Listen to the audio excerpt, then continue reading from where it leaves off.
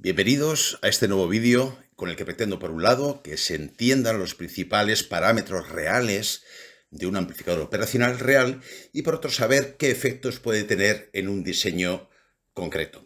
Para ello vamos a partir, algo que se debería hacer siempre, de las hojas de características del operacional, en este caso el clásico y conocido 741, para ver qué información pone el fabricante a nuestra disposición, saber valorarla y hacer una selección con criterio de un determinado operacional para un diseño determinado.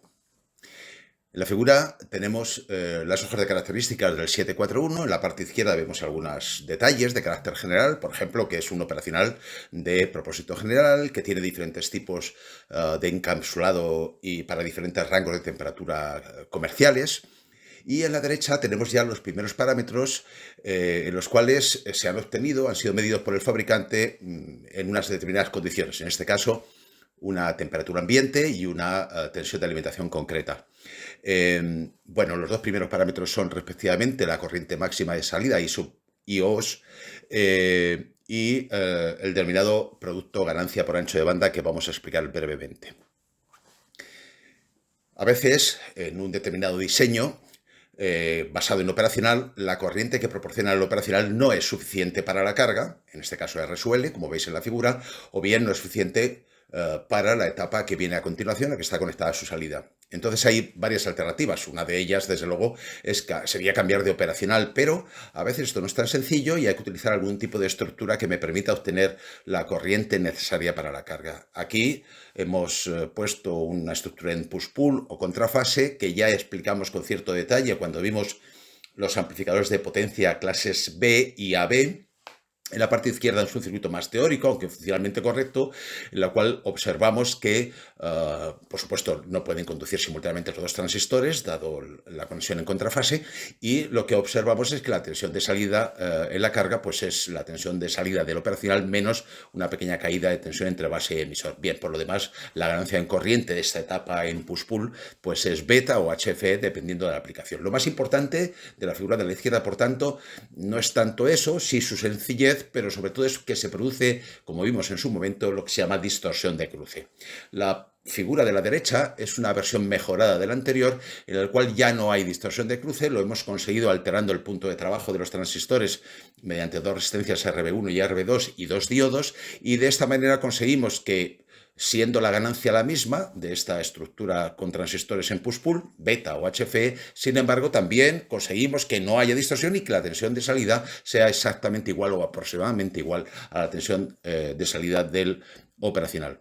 En estos dos ejemplos se han utilizado un amplificador inversor con operacional, pero podríamos haber usado uno en configuración no inversora o cualquier otro amplificador con operacional donde la corriente de salida que proporciona el operacional no fuera suficiente para la siguiente etapa o para la carga.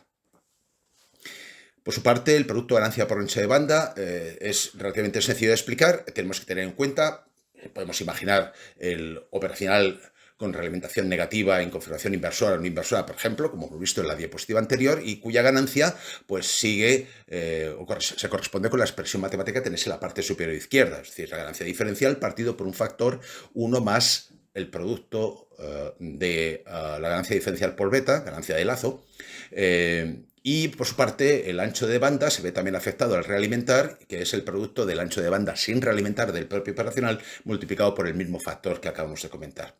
¿Qué nos dice eso? Pues que el producto ganancia por ancho de banda es constante antes y después de realimentar, dado que la ganancia y el ancho de banda resultante al realimentar están relacionados con el mismo término 1 más A sub V sub D por beta.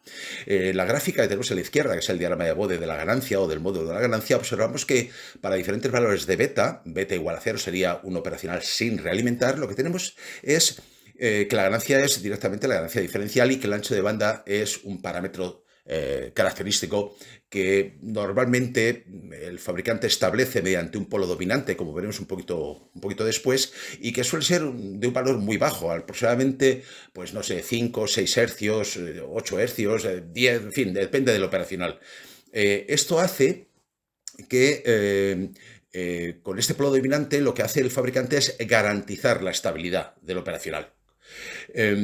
Lo que vemos en la gráfica es que a medida que hacemos una realimentación más intensa hasta llegar a una realimentación unidad con beta igual a 1, donde la ganancia ha ido disminuyendo hasta llegar a los 0 decibelios, es decir, ganancia igual a 1, en ese momento o ese punto se corresponde con una determinada frecuencia del circuito realimentado. Fijaos que a medida que hemos ido aumentando la realimentación, haciendo beta mayor, lo que hacemos es ir aumentando el ancho de banda para mantener constante el producto ganancia por ancho de banda. Pues bien, este punto que se llama producto ganancia por ancho de banda, en otros textos también se le llama Unity Gain Bandwidth. Este es un parámetro característico de todos los operacionales y nos da un poco idea de hasta qué frecuencia podríamos elaborar o diseñar circuitos, frecuencia de la señal de entrada, y a partir de qué frecuencia el operacional dejaría de ser útil. El concepto de estabilidad, por su parte, de un circuito y los parámetros que la definen o garantizan, como el margen de fase, como podéis observar en las hojas de característica para el 741, está en 50 grados, como valor típico, el margen de ganancia. No os preocupéis que en su momento, en un vídeo posterior, hablaré de estos dos conceptos. Como digo, serán estudiados en un vídeo posterior, sobre todo previo al estudio del diseño de osciladores senoidales. Siguiendo con las hojas de características, he marcado ahora en azul dos nuevos parámetros interesantes, como son la ganancia diferencial del operacional y también el factor de rechazo al modo común. Claro, esto ya nos empieza a sonar de los vídeos que dedicamos, al estudio del amplificador diferencial. Es que un amplificador operacional es, en esencia, un amplificador diferencial. De hecho, la etapa de entrada, de la cual no vamos a comentar nada, pero que ahí tiene remarcada en azul, es un amplificador diferencial. Y observamos, he querido marcar que en las diferentes etapas hasta llegar a la salida, vemos que he marcado en rojo el llamado polo dominante, que no es sino un condensador y que me permite limitar el ancho de banda del operacional, o que le permite al fabricante hacerlo, para garantizar esa estabilidad. No vamos a entrar mucho más, salvo decir que esto es un ejemplo podría ser del 741 o de cualquier otro operacional realizado con transistores bipolares. El polo dominante, por su parte, que es, como veis, un condensador, una estructura capacitiva, impone el ancho de banda del operacional realimentar y ese ancho de banda va aumentando a medida que el factor 1 más el producto de la ganancia diferencial por beta sea mayor. A medida que hacemos una realimentación más intensa, ese ancho de banda va aumentando, como hemos visto en la diapositiva anterior. Aquí tenéis un ejemplo de lo que sería un operacional MOSFET, en este caso el TLC2272 de Texas Instruments. Por lo demás, tiene una estructura diferencial de entrada, como corresponde a cualquier operacional, y un polo dominante también para limitar el ancho de banda. No hay mucho más que decir, salvo algún comentario que haremos ahora a continuación cuando analicemos las corrientes y las tensiones de offset. Bien, ¿qué es un operacional? Bien, decíamos, un operacional es sobre todo un amplificador diferencial. Y por tanto, este operacional ideal, por ejemplo, para efectos de señal o para señal, si es ideal, tenemos su circuito equivalente en la parte superior derecha, donde vemos que la impedancia de entrada es infinita y por tanto no consume corriente, y que la etapa de salida pues tiene una ganancia diferencial que normalmente suele ser muy grande. A veces idealmente decimos un operacional ideal tiene ganancia diferencial infinita. Bueno, esto es mucho decir, porque es en fin, es mucho decir. Lo que no tiene la etapa de salida es una impedancia de salida o resistencia de salida, porque estamos asumiendo que es ideal y por tanto no tiene pérdidas de energía interna, no consume energía. Bien, esto es mucho decir. La buena noticia es que los operacionales reales, comerciales, no tanto el 741, pero muchos de ellos tienen características que se aproximan mucho a la idealidad. Bien, ¿qué caracteriza a un amplificador operacional ideal? Ganancia diferencial que tiende a infinito, vamos a decirlo así. Resistencia diferencial de entrada que tiende a infinito y por tanto podemos despreciar las corrientes de entrada tanto por la entrada inversora como no inversora, como aparece en la figura. Resistencia de salida o impedancia de salida igual a cero, aproximadamente cero, que es tanto como decir que el operacional no consume energía. Y corrientes de entrada, cero, dado que su impedancia de entrada es cero. Su función de transferencia en los ejes cartesianos la tenéis en la parte inferior derecha y lo que nos está diciendo es que obviamente el amplificador operacional, cuando la tensión diferencial que representamos en las fisas es infinitesimalmente positiva, el operacional, dado que es ideal, nos daría una tensión de salida saturada, saturada quiere decir en su valor máximo, el valor más positivo que puede dar, que es la tensión positiva de alimentación más VCC, y cuando la tensión diferencial de entrada es infinitesimalmente negativa, lo que se produce es una tensión de saturación la más negativa posible, en este caso menos V sub EE. Esto es consecuencia de aceptar que tiene una ganancia diferencial infinita y por tanto una pendiente, esa función de transferencia infinita, lo cual es mucho decir, claro. ¿Cuál sería el modelo funcional para señal de un amplificador operacional real?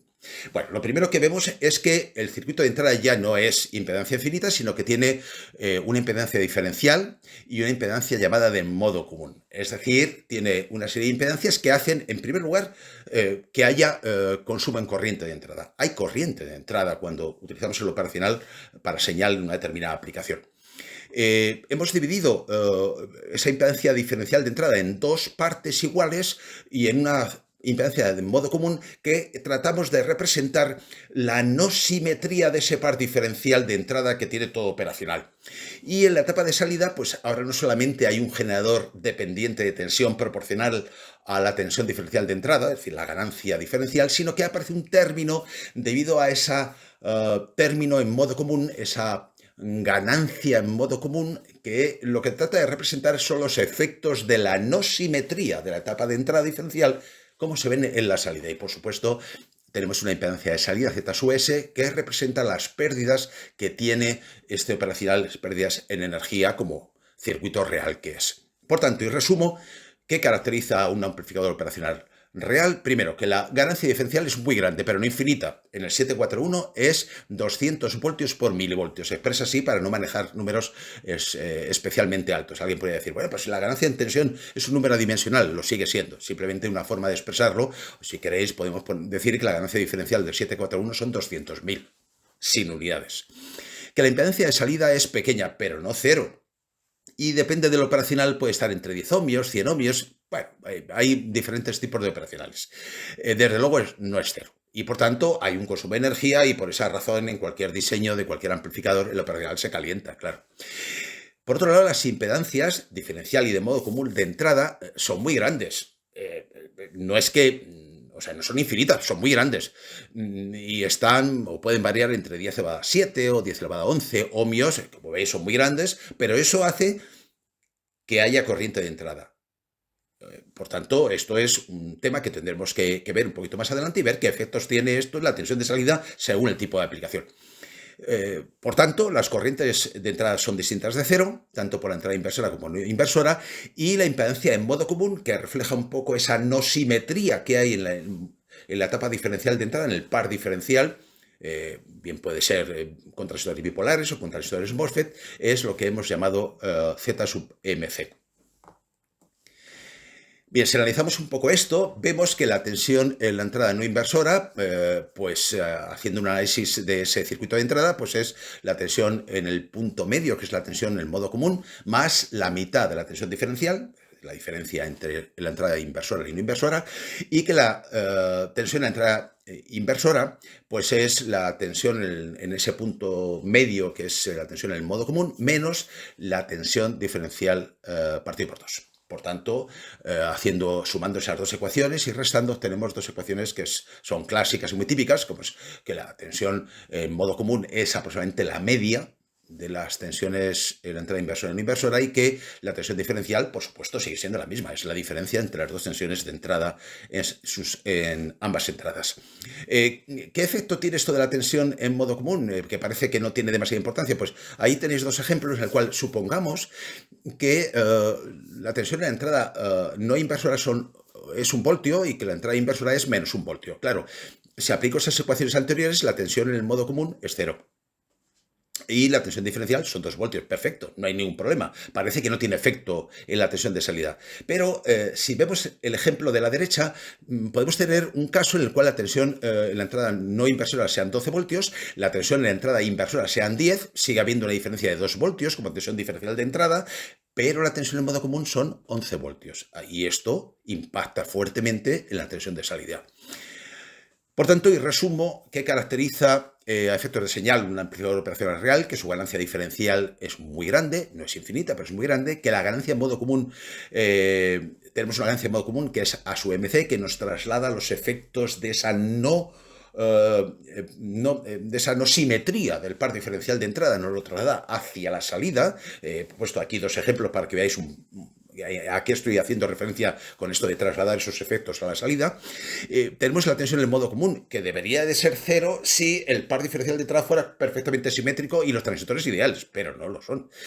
Y el modo común, como decía, puede afectar naturalmente a la tensión de salida a través de lo que se llama ganancia en modo común, que debería ser cero o muy pequeña. Por tanto, el fabricante nos ofrece un parámetro característico que refleja la calidad de un operacional, que es el factor de rechazo en modo común, con sus siglas, con su acrónimo en inglés, CMRR, expresado en decibelios 20 veces el logaritmo del cociente de los módulos de la ganancia diferencial partido por la ganancia en modo común. Cuanto mayor sea este factor, tanto mejor operacional será. Bien, seguimos con las hojas de características. He marcado ahora en verde algunos otros parámetros, como son la tensión de entrada de offset, la corriente de entrada de offset, la corrientes de polarización, el slew rate. Vamos a ir desmenuzando cada uno de estos términos para ir conociendo mejor cómo es un operacional real. Partimos de la función de transferencia de un operacional, yo diría casi real, en el cual observamos que ahora la pendiente de la función de transferencia no es infinita porque la ganancia diferencial no es infinita. Y por eso tenemos ahora la función de transferencia es un poco distinta a la que veíamos antes para un operacional ideal, donde los puntos en los cuales, o los valores de la tensión diferencial de entrada para los cuales la salida se satura a su valor más positivo o a su valor más negativo, sus valores máximos en valor absoluto, pues los tenemos marcados en abscisas, es decir, la tensión de saturación partido por la ganancia diferencial, tensión de saturación a nivel alto y tensión de saturación a nivel bajo partido por la ganancia diferencial. Esa zona que aparece ahí marcada en verde es la zona lineal, o sea, habla de zona lineal de la función de transferencia. Ojo, no es la zona lineal de funcionamiento, es la zona lineal de la función de transferencia, nada más que eso. Por lo demás, esa función se empieza a parecer más a una función de transferencia de un operacional real. El slew rate, por su parte, podríamos definirlo como la velocidad máxima de respuesta definida en voltios partido por microsegundo ante una variación de la tensión diferencial de entrada.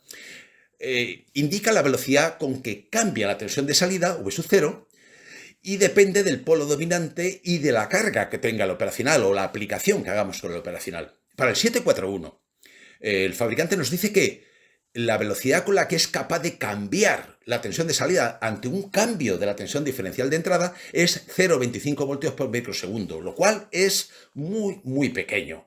Un buen operacional con un slew rate grande, por tanto con una velocidad de cambio en su tensión de salida razonablemente grande, estaría a lo mejor pues en 10, 15, 20, 30 voltios por microsegundo. 0,25 es realmente pequeño. Lo cual limita también, empieza a decirnos que cuidado, no solamente el ancho de banda, sino también este factor, el tipo de señal que estamos introduciendo para amplificar o para tratar con un operacional de este tipo. Vamos a poner un ejemplo. Vamos a poner un ejemplo de un seguidor de tensión que tiene una fuerte realimentación, en este caso, por supuesto, realimentación negativa, es decir, beta igual a 1, es un seguidor de tensión como el que tenéis en la figura. Claro, la tensión diferencial, V más menos V menos, no es estrictamente cero. Esto que hablamos o que se habla en cursos iniciales de la electrónica analógica como cortocircuito virtual. Por ejemplo, supongamos el 741. Tiene una ganancia diferencial 2 por 10 elevado a 5, 200.000 de ganancia, o 200 voltios por milivoltio, y tiene supongamos en esta aplicación que la tensión de salida tiene un pico de 8 voltios. Claro, si dividimos la tensión de salida por la ganancia diferencial, obtenemos la tensión diferencial de entrada y resulta que obviamente no sale cero, sale 40 microvoltios. Luego, eso del cortocircuito virtual es una aproximación que podemos admitirla si y solo si la tensión de entrada es muchísimo mayor de 40 microvoltios. Porque de otra manera no podemos considerar un cortocircuito virtual entre las entradas inversora y no inversora. Si suponemos que el polo dominante lo tiene en 5 hercios, algo bastante típico, muy típico para el 741, y que no hay más polos por simplicidad, aunque en algún caso puede haber más polos, pero el dominante está o impone una frecuencia de corte, un ancho de banda de 5 Hz, resulta que con esta ganancia diferencial tenemos un producto ganancia por ancho de banda de 1 MHz. Os recuerdo que el producto ganancia por ancho de banda se expresa en hercios, obviamente, pues con la ganancia es un número adimensional. Pues bien, ¿qué respuesta temporal de este seguidor de tensión, cuál sería su respuesta ante una entrada de tipo, iba a decir escalón, casi escalón, como la que tenéis en la figura? He representado en ordenadas tanto la tensión de entrada como la de salida. La tensión de entrada no es un escalón en el sentido estricto, tiene una determinada pendiente, pero digamos una variación muy brusca de la tensión de entrada. Bueno, lo que sucede es que el polo dominante impone una constante de tiempo. Y por tanto la tensión de salida no alcanza instantáneamente ese valor final de la tensión de entrada. ¿Y cuánto es esa constante de tiempo? Aproximadamente la inversa de 1 partido por omega sub 0, siendo omega sub 0 2pi por el producto ganancia por ancho de banda, que hemos calculado en la diapositiva anterior. Es decir, unos 160 nanosegundos. Parece muy poco, estamos hablando de nanosegundos. Bien, es una barbaridad de tiempo para un operacional, o por lo menos para considerar que hay un cortocircuito virtual ante un cambio brusco de la señal de entrada. Por tanto, el cortocircuito virtual no es instantáneo. El condensador que produce ese polo dominante tiene que cargarse. La ecuación que rige la carga de un condensador, una carga no lineal en este caso, sería valor máximo multiplicado por 1 menos e elevado a menos t partido por tau. Haciendo la derivada, para ver cómo es, respecto del tiempo de esa señal, para ver cómo es la pendiente, observamos que esa pendiente tiene una expresión exponencial, como tenéis ahí, y que podemos considerar que ese polo dominante se ha cargado en unos 5 veces la constante de tiempo. 5 tau, bueno, 5, 4 y media, en fin, 3 y media, en fin, depende del operacional. Eso significa que esa pendiente es 0,5 voltios por microsegundo, lo cual es un dato bastante parecido al que proporciona el fabricante para el Slew Red 741. Podemos tener también un modelo funcional para continua del operacional real. Los operacionales tienen una etapa diferencial de entrada con transistores. Esos transistores pueden ser bipolares o pueden ser MOSFET. Los transistores bipolares puede haber corrientes de entrada, obviamente. Los transistores bipolares tienen una corriente de base de entrada, las bases están conectadas a las entradas del operacional, puede haber un elemento entre medias, pero en cualquier caso hay corrientes que aquí he representado como corrientes de entrada con mayúscula, corrientes y tensiones con mayúscula, dado que estamos haciendo un análisis en continua. Y el modelo funcional para continua que se suele emplear es el que tenéis en la parte inferior derecha. En ese caso lo que vemos es que a la derecha hay un pequeño operacional que sería algo así como el operacional ideal, y toda la no idealidad para continua del operacional la representamos con 3 fuentes de corriente. 2 que representan I sub B, que es las corrientes de polarización de los propios transistores. Vamos a suponer que son bipolares. Ya digo que si fueran MOSFET, este modelo sería prácticamente despreciable, pues que no hay corrientes de puerta en los transistores MOSFET. Y luego aparece también una corriente que vamos a definir corriente de entrada de offset, que aparece dividida por 2. Ahora explicaré por qué. Bien, este es el modelo que representa el comportamiento para continua de un operacional real, fundamentalmente hecho con bipolares. ¿Qué es lo que sucede? Lo que sucede es que podemos definir a partir de este modelo que las corrientes de polarización, que vamos a suponer que son iguales para ambos transistores del par diferencial, pero que no tendría por qué ser así, la podemos definir como la media de las corrientes de entrada en continua, tanto por la entrada no inversora como la entrada inversora, según la ecuación que tenéis en la parte superior. Por tanto, definimos la corriente de offset debido a la falta de simetría de la etapa diferencial de entrada, o al ruido, del cual hablaremos en su momento, como la diferencia I más menos I menos, es decir, las corrientes que entran por ambas entradas. Claro, si fuera completamente simétrico y no hubiera ruido, la corriente de offset sería 0, porque aunque haya corrientes de polarización serían iguales, pero ojo, porque no son exactamente iguales. Así que se deduce, por tanto, que las corrientes de entrada en continua por entrada inversora y no inversora tienen las expresiones que tenéis en la parte inferior de la diapositiva. ¿Qué es lo que sucede con esto? Lo que sucede con esto, ¿qué efectos tiene estas corrientes? Pues aparece lo que se llama la tensión de offset de entrada, que se debe a esto, pero no solamente esto, se debe al ruido, se debe a la estabilidad térmica, se debe a la estructura interna del operacional. Aparece una tensión de entrada de offset que el fabricante nos da como parámetro característico en las hojas de características. La tensión de salida, por tanto, dado que siempre hay una tensión de entrada de offset ahí presente en un operacional real, no es cero, sino que aparece una tensión de salida que llamamos tensión de salida de offset. Lo tenemos en la gráfica, la función de transferencia ahora sí mucho más real que las anteriores, de cómo se comporta el operacional. Y en el circuito, en la parte superior, he representado cómo sería esa tensión de offset, que es una tensión que tenéis, he representado ahí en la entrada no inversora, pero que podía haber representado en la entrada inversora perfectamente. Lo que hace es desplazarse hacia la izquierda la curva, la función de transferencia, y aparece esa tensión de entrada de offset, que es el punto de corte de la pendiente, que sigue siendo una pendiente no infinita, dado que la ganancia diferencial no es infinita, con el eje de abscisas. Por su parte, para una tensión diferencial cero, resulta que esperaríamos que la tensión de salida fuera cero. Pues no lo es una tensión de salida de offset, y esto es debido a ese juego en el que forman parte las corrientes que acabamos de, para continua, que acabamos de estudiar en la diapositiva anterior.